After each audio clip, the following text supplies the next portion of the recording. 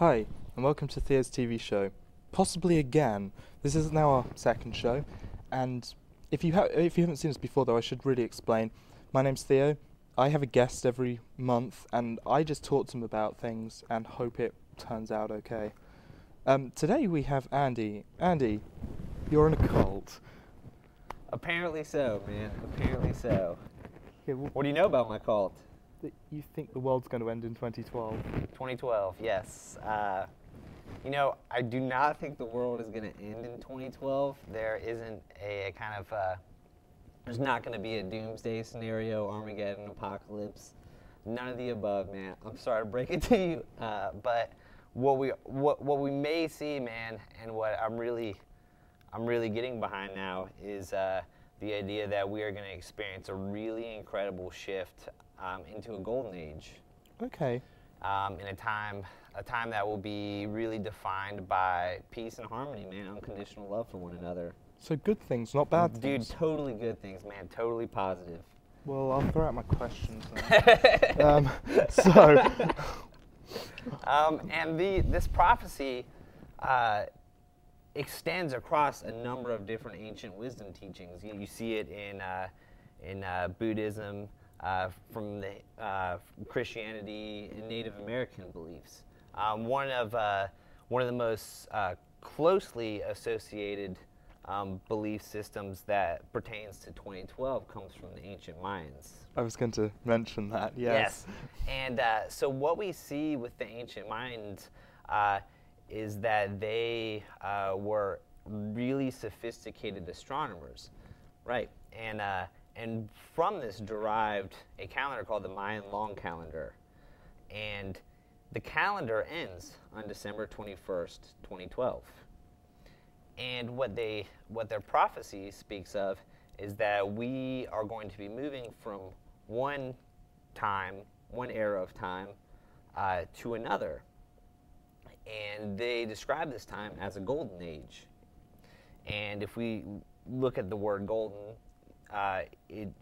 in their terms, it really stands as a metaphor for the evolution of consciousness, which I think is what 2012 is all about. Right. So I'm trying to put it all together. Yeah. Yeah. So I can help with that. All right. Cool. I hope. So in 2012, everything's going to become good. Right. And we're going to become enlightened almost. Is that? Let me go into it a little more. Yeah, please. There's, for a more detailed look at the Mayan calendar, there's the work of Jose Arguelles, who has done a tremendous amount of research into the topic, as well as Terence McKenna. Those are two I suggest looking into. But I really want to talk about the evolution of consciousness. Okay, and I think in order to do that, we really need to set a backdrop and to put it in context.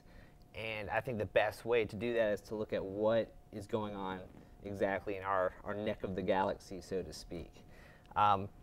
Right now, our solar system is experiencing the profound and never before seen changes, shifts, physical alterations.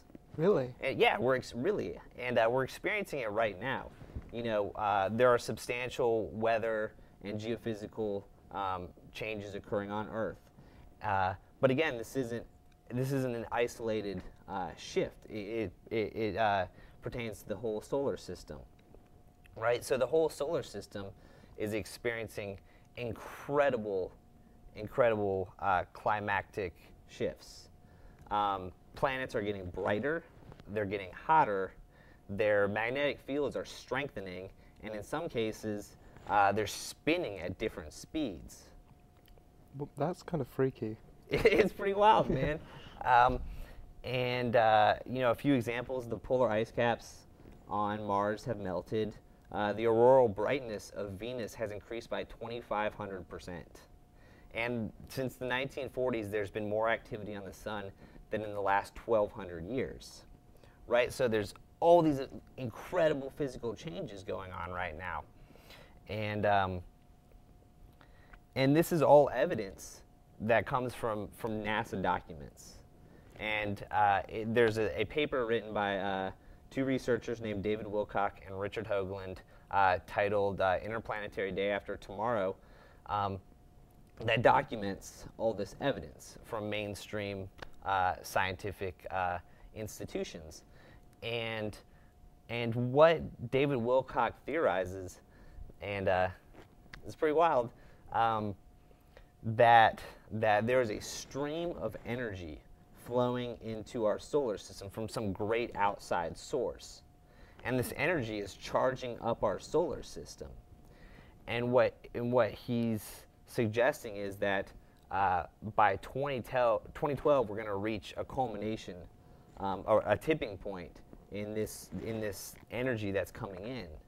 And that is where this shift is going to, that's how this shift is going to take place. Okay, so with this kind of energy building up, Uh-huh. is it going to stay the way it is? Like with the, like, are the planets going to continue spinning faster and stuff, or when it hits that point, will things go back to normal in a kind of physical sense? Well, in a physical sense, this is where it gets really interesting. You, I, everyone watching, are extensions, refractions of the Earth, right? And so, we get to join in on this fun. We have a tremendous opportunity ahead of us to really embrace this energy, to embrace this change, and to grow from it. And I'm talking about this on a very fundamental level, our DNA. Now, I want to go through a number of studies and findings that ostensibly may seem really completely far and unrelated, but at the end, if we can connect the dots, I think it will help paint a really wonderful picture. Okay. Okay, so the first, in 1931, a guy by the name of Karl Jansky was conducting experiments or research for the Bell Company, telephone company. And what he was doing exactly was he had a very advanced radio antenna, and he was looking for interference that was coming in that was disrupting the newly founded shortwave radio telephone system. And there was one source that they really couldn't put their finger on. They weren't quite sure where it was coming from, the static.